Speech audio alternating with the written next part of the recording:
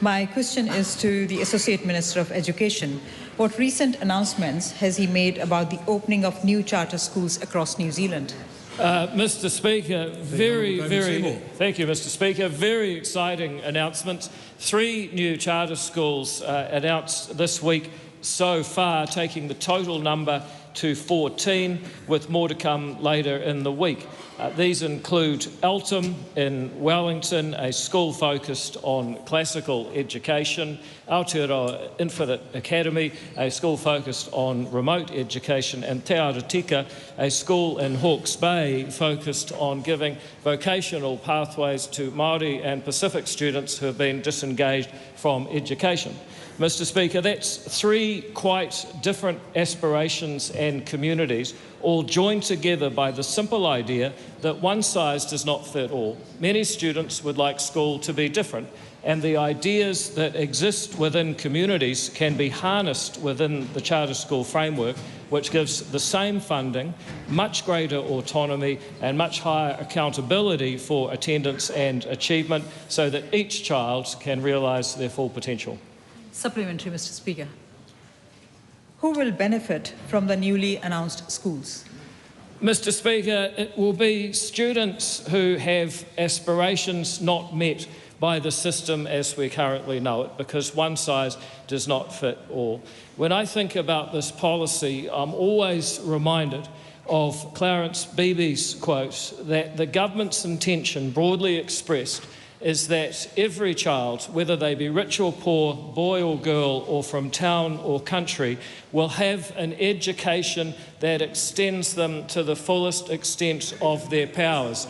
That was an Education Secretary under a Labour Minister, Peter Fraser, and I would love to see the Labour Party fulfil that kind of aspiration for the students of New Zealand rather than cuddle up to the unions.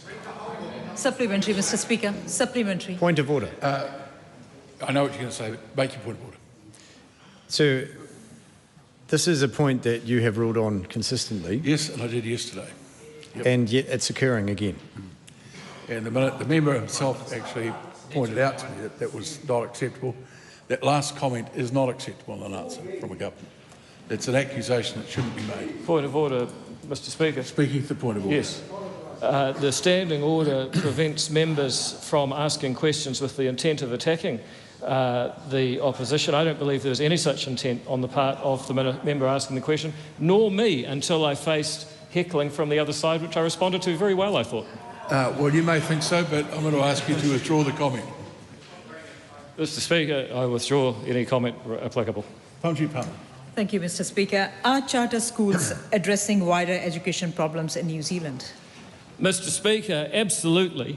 The government has a range of programs to improve attendance at school, to improve, as we've just heard from the Minister of Education, the curriculum and the pedagogy, as well as the assessment in school, but we still see students who are disengaged, and in the case of charter schools we are already hearing stories from students who had been disengaged, had not been going to school regularly, hadn't attended school, in some cases they say for years, and they report that suddenly they can see a pathway where they learn, they turn their learnings into qualifications, they turn their qualifications into careers which enable them to do what we all really want, which is achieve and feel good about themselves.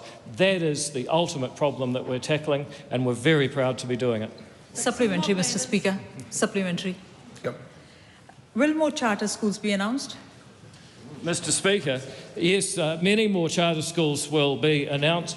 I anticipate as many as 3 more in the rest of this week, and they are very exciting prospects which continue the theme of communities up and down New Zealand demanding more choice. That's why we had 58 different applications for people to run new schools in this round, and I'm very much looking forward to announcing even more of these new schools, as well as a growing number of state schools converting to charter status as the year completes.